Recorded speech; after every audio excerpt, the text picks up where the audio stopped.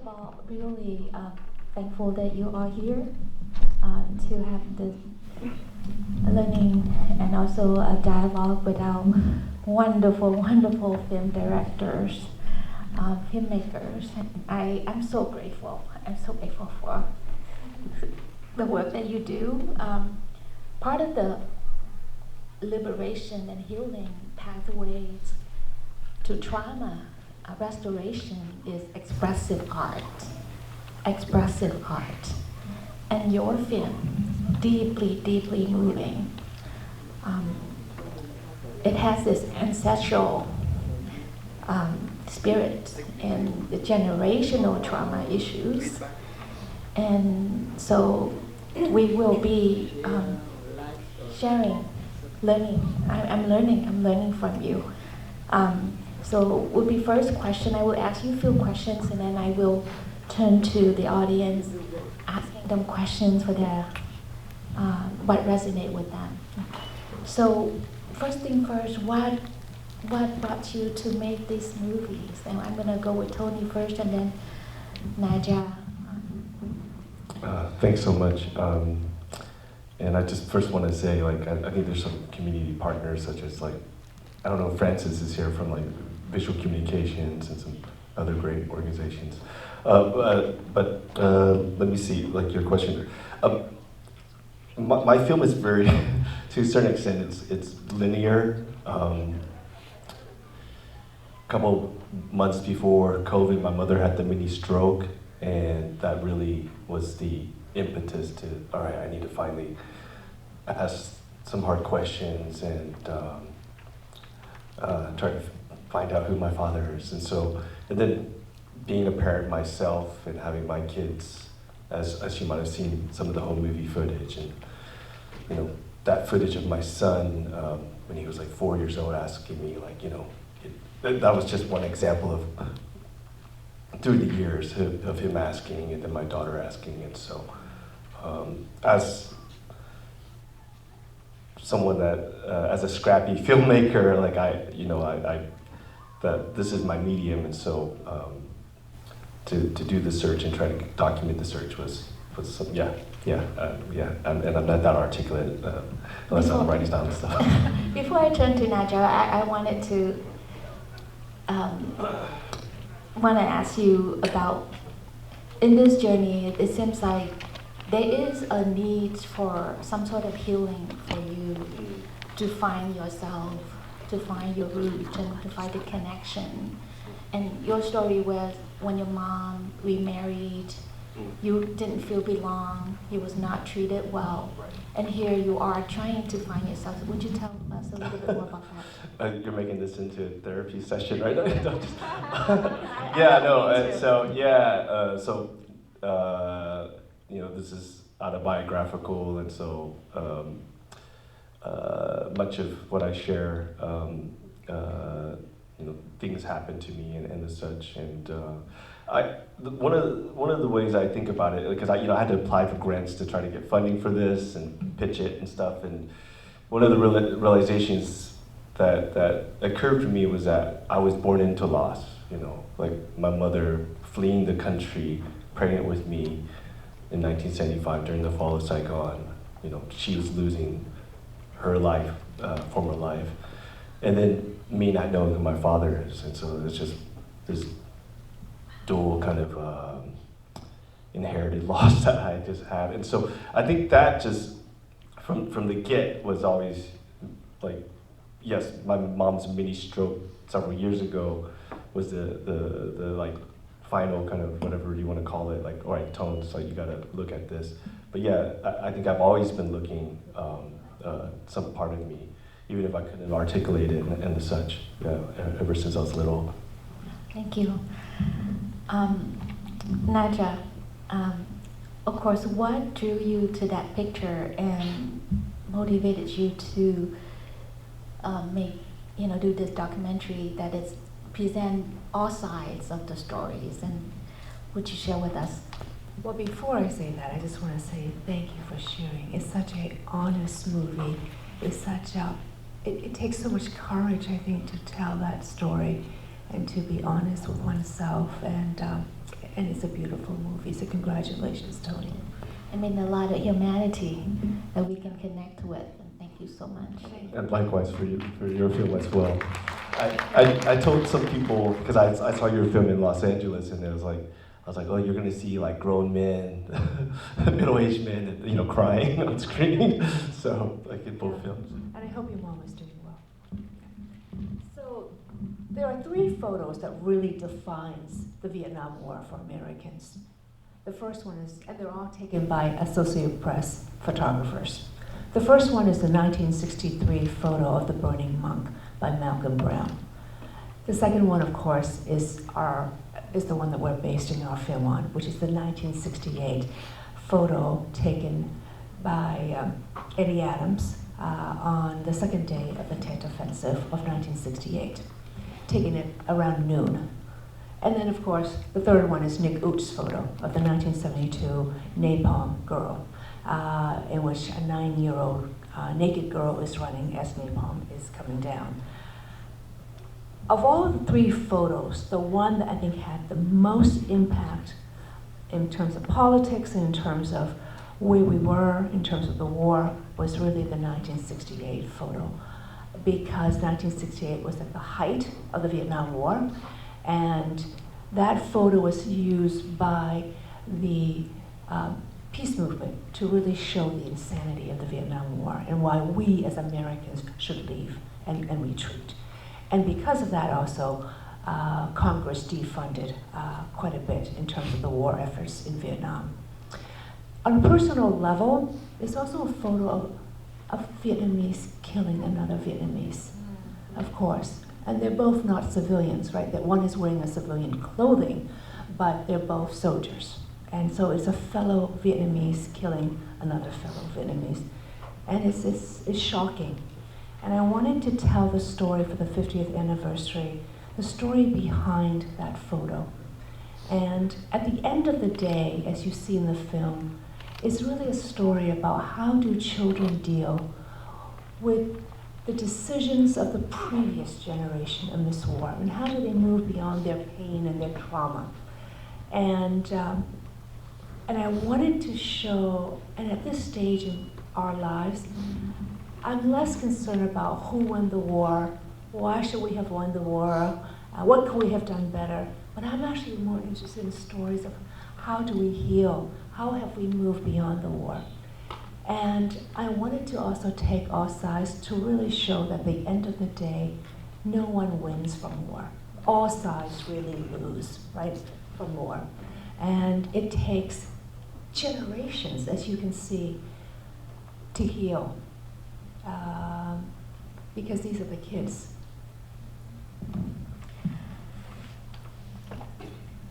The piece where, I know, Tony is a filmmaker and he explores refugee stories and trauma and all that. And the film, you made a number of films. And Naja, you have an MBA from Harvard, and I'm curious what brought you useless now. What brought you to start? This is your first film, and So this and is my doing first the journey. directorial debut. Yeah. I have always been a producer and an executive producer, mostly raising money for films, right? And this is my first directorial debut. I wanted to, 10 years ago on the 40th anniversary, a friend of mine who has now become a really close friend, Rory Kennedy, made a film, and I helped out called Last Days in Vietnam. And so as we were reaching the 50th last year, I reached out and I said, Rory, and also another friend, and the two of them, and I said, I think I want to make something for the 50th. So who would be the right director? And they looked at me and said, you know enough at this point on film. Why don't you just make it yourself? I said, oh, really? And they've been very supportive, but it is my first directorial debut. I'm going to ask you maybe another question, and then I'm going to turn to the audience. Sure. Why are you making these films? And then I recall Tony said that you made a film because your mom got a stroke, and it's going to prompt you to do something for some. So when you're making these films, how do you find healing for yourself through this process? Is there healing? And how do you see your family members? And being Vietnamese Americans, how was it for you? You know, it's funny, I don't necessarily use the word healing as much, but when I started, when I inside like decided like, hey, I'm gonna ask some hard questions. I'm going to take a DNA test with, you know, my first cousin and potentially like find out some crazy, you know, other stuff. You know, because I've been in the documentary film space in the Bay Area for some time, I have friends and other mentors and so forth, and one of them is an incredible filmmaker named Nguyen Van Lem. And when I first started, after I was like, I'm gonna ask, you know, go talk to my mom, talk to other cousins, she was like, hey Tony, you know, she's a Korean adoptee who's made a few films and is currently working on one that explores the global impact of adoptees from Korea, or adoption from Korea. And she was just like, you know, like you're gonna be transformed by the end. Whatever happens, and as you saw, like I like 2 years ago, I was like, fuck, I don't know what the fuck's gonna happen. Like I hit a wall. Z's family is like, leave us alone. I had no idea what I'm gonna do. And literally, yeah, I was like, I paid, it's not in the film, but I'm like, I paid $600 for this 6-month all-access membership to Ancestry. And I, you know, my cousin Lynn, like we talked about like how we, you know, like not only sympathize with each other's plight, but just like that we really understand each other. And so I was like, hey, you know, maybe, you know, her being most likely part white, it might be easier to, you know, like do the search. But witnessing that, like I was the one behind the camera when Selena and Lynn hugged. I mean, I was like transformed in that moment. Like, and I felt, I came back from Indiana to Oakland, just like, oh my gosh, like just the magic in that. And, you know, before going to Vietnam with Kyle, who was instrumental, you know, when he came on board, before going to Vietnam, I actually pictured ending the film with my cousin Lynn and Selena hugging and me with my kind of crappy voiceover saying like, maybe one day this is what I could hope for myself, or, you know, obtain for myself. And so I feel like it's still like in motion in terms of if we're going to use the word healing or transformation, it's still in motion because you know, I'm still developing relationships. My new sister Tran lives an hour away, but we're still, you know, getting to know each other. You know, coming back from Indiana after that really hard, difficult conversation with my mother and her, you know, apologizing to me like that. I mean, that was, so there's just been like, I guess it's just not just one kind of moment, but there's just been multiple kind of moments of breakthroughs and you know, like, I'm not that spiritual a person, but like, you know, that has touched my own spirit. And as I say at the end of the film, that, you know, I'm doing this also, like, yeah, I want you all to enjoy the film too, but like at the end of the day, it's like, hey, Tay, Lulu, like if you have kids and they have kids and so forth, hopefully they'll be okay with me. I'm so grateful that you allowed us to witness intimately your journey of finding yourself, and you doing it for your kids. Tay and Lulu was just such inspiring, and they're very funny. My son sitting over there, and he was laughing with Tay and Lulu. I saw myself when I was, my father left my mom when I was born. When I was 16, I went to look for him. And I saw myself in you when you went looking for your dad. And I'm so grateful that you allow us to witness your journey intimately. Thank you so much. Nadja, part of your experience is making this, you know, connecting with your family members, yourself, going through this process.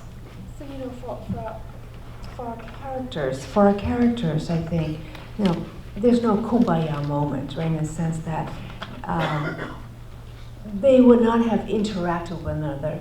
And so this film allows that space and that safe space for them to talk, because in real life they would not have connected with one another, and nor are they ready to really connect. It might take their children's generation to be able to feel comfortable with that. I think, you know, trauma and grief is a journey, right? And and they're moving towards healing themselves, and they're all on different journeys in terms of their own healing process, and I think and I think for all of them, the pain is still there, as you can see in the film, and they're trying to navigate and move forward. Intellectually, of course, they know that, of course, U.S.-Vietnam relations has happened. Vietnam is a different place than pre-1975. But in their heart, I think there's still tremendous pain that they still have to go through. We hired, and I think one of the best things we did for this film is we hired one of the country's top psychologists on childhood trauma and PTSD, and we really worked with her and on all of the interviews, even where we decided to film. For example, Admiral Juan, we wanted him to be close to nature, to have a connection, and so that he's able to feel comfortable and open up. We probably spent double the budget, because whenever people feel uncomfortable, especially for the Admiral, we would just stop shooting for that day, and we'll say, let's just go for a hike, and we'll just come back the next day. But in doing that, I think he's able to open up much more than if we had just sat and had, you know, a CNN interview with 5 different lights going into his face. And so it's all those things that how do we tell a story, and how do we make those people feel safe, right? And able to tell their story. I just came back from a national conference on for psychotherapists, and I'm a psychologist. And we talk so much about, you know, Zen, like, and breathing and mindfulness and so many things to help soothe the brain of individuals that been through trauma, because the brain is in the alarm stage all the time, and how to soothe this. And that's why I can see, it's interesting where your dad, Kan Bui, became a devout Buddhist, and we all find connection and weight and to help to heal ourselves naturally. And I'm curious, before I turn to the audience, which part of you in the movie, not the documentary film that you made, because your lenses are you. You said that you have a psychologist that give it, you know, advice on some of these things, but which part of you that, you know, the lenses, because I'm experiencing you giving us the lens that you see, that helping us expand our psychological flexibility and perspectives about this. So it was really important for us not to make it political. We as a team really worked hard to make sure this was not a political piece, that every side we really wanted to talk about their own personal journey, and give them equal time as well as equal weight. Thank you.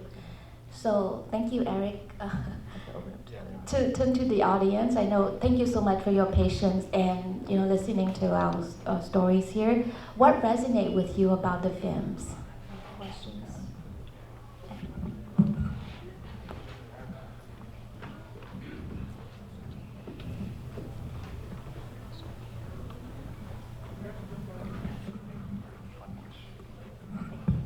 I was warned I only get one question. I'm doing 30 seconds. Thank you so much for this film. I just wanted to underscore your point. I missed this film, Naja, when you showed it in Newport, because I was watching New Wave documentary, so I came late. I saw the very end. I just wanted to share with the audience, it's the 50th anniversary of the end of the war, and I was in Guam this summer because it's the 50th anniversary, and there was this thing called Operation New Life, and Rear Admiral Nguyen was there. I didn't know he was in this film. When he showed up, it hurt me so much because this film was such a healing journey. He's not healed. We all went there to have our healing experience 50 years later as children of war. And he shared so much, and he's so eloquent. And if you don't know, he is the highest ranking naval officer of Vietnamese descent. And he was so eloquent in expressing his gratitude to the people of Guam for saving 110,000 Vietnamese. So I just wanted to thank you and congratulate you, because this is really important work, and the healing is not, like you said, a one-time moment. And I just so appreciate both your films because it was so honest. And watching Vietnamese men cry, it's really helpful for all of our men and boys and children. Thank you. Thank you. And anyone else, what resonate with you, and is that a new understanding? There's new relational impacts for you, connecting to your family members or the community? Eric? Yeah. One question. Tony, I just want to thank you for making a spectacular film.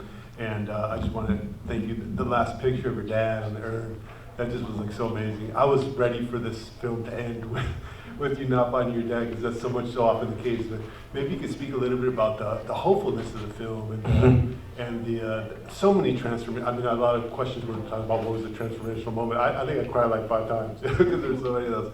But yeah, can you talk a little bit about like how good the end turned out? Like, it was unexpected. That's not what I expected. Yeah, I mean, it's still like I was sitting in the back, and it always is kind of like, man, this is so unbelievable. And I'll just share that, like, I have a dry erase board in my living room, and I have a morning sitting practice, and I heard a voice that was just like slowly but surely, and this can't be rushed, and that was 2 kind of things that just I held on to in terms of not giving up. And I'm trying to be mindful that I think there's limited time. I was asked to allow one more sharing from the audience, and then we will end it here. I think there's a new crowds coming in very shortly.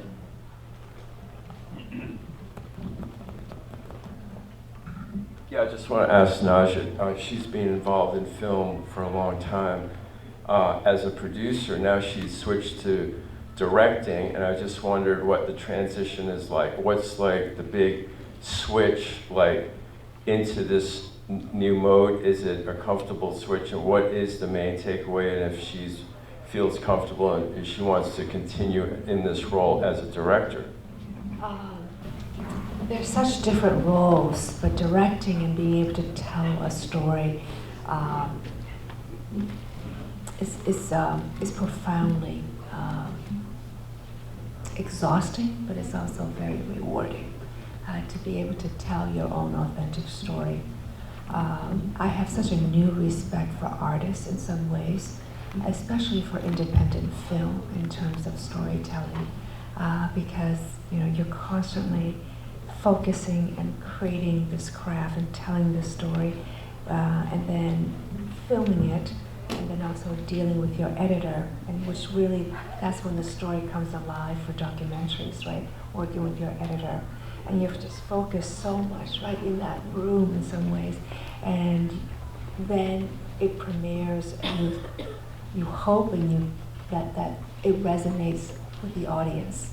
And so you're constantly in this, how do you describe it? Emotional flux and anxiety in some ways too.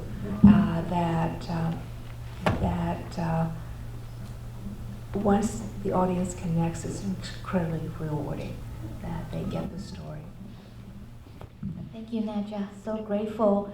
So before we conclude, please remind, the Viet Film Fest will continue in person through the weekend and actually through Sunday, October 19, and would like everyone to join more screening and conversation celebrating our shared stories. Thank you.